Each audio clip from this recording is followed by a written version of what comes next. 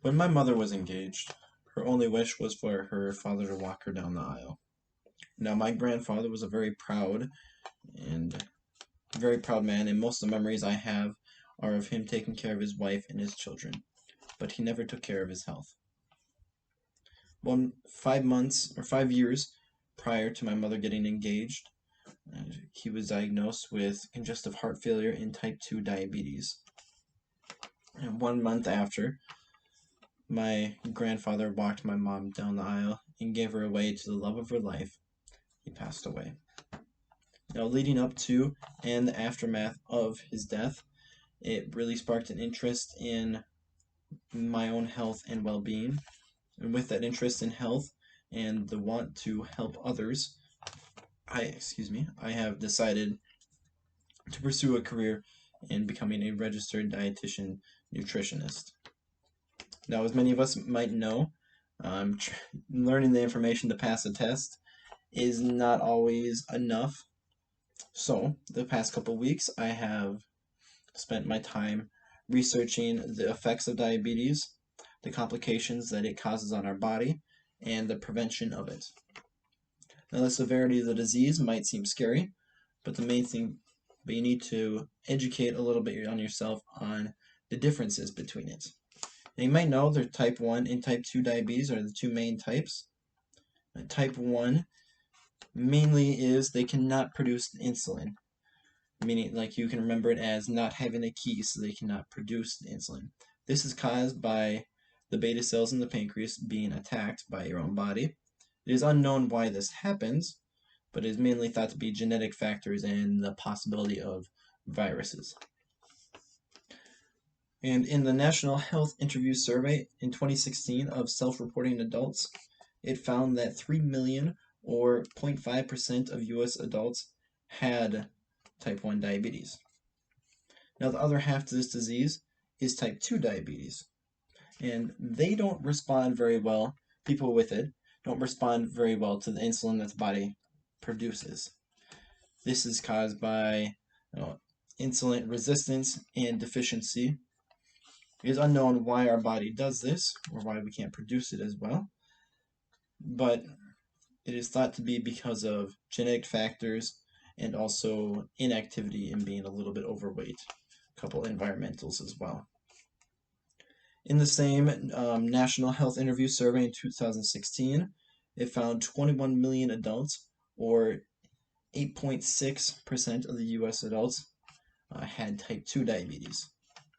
And of all the diagnosed cases of diabetes, 5.8 were type 1, 90.9 were type 2, and the remaining 3.3 were just other types of prediabetes and so forth.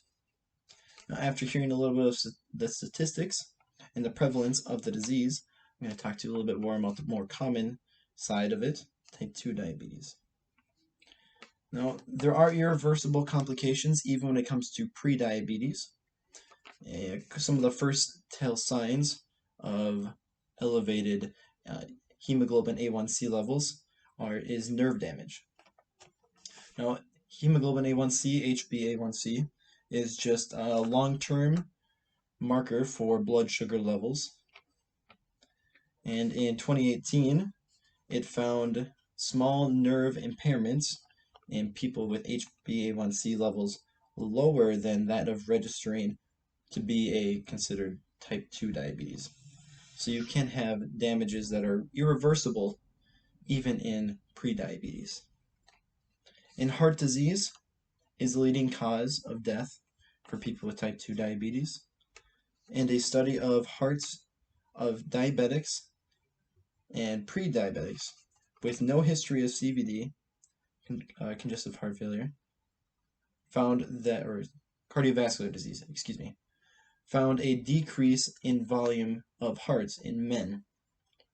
The slide shows again that even within pre-diabetes, you can have irreversible consequences, and apparently not even the Grinch it's not only the Grinch that's should be afraid of a shrinking heart. Now, it might seem scary, but type 2 diabetes is preventable.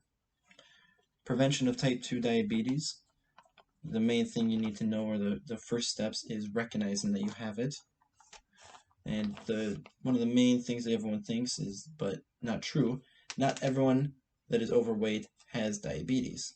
The main things are the elevated HbA1c levels and poor cardiovascular health or fitness. And in 2018, about 86 million U.S. adults fit the definition for pre-diabetes. But the only way to really know is by going in and getting your blood tested for glucose levels. And maintaining a healthy weight and changing your eating patterns are two of the easiest ways to prevent this disease, due to the fact that type 2 diabetes is caused by inactivity. So what you need to do is to work your muscles a little bit more, sometimes a little bit harder than you have been. And this doesn't mean you need to have a sweat-drenching workout. Only need about a 30-minute brisk walk every day can reduce your chances by 30% of type 2 diabetes, and this is found from the Nurses' Health and Health Professionals Follow-Up Study. Now, most people, when they think that they're not allowed to have, or they need to change their diet, they're not allowed to have the food that they like. But the truth is, you need only to sub out whole grains, skip out on those sugary drinks, and choose natural fats instead of the trans fats or processed fats that are put into our food today. With due diligence and proper testing, prevention is easily recognizable and manageable.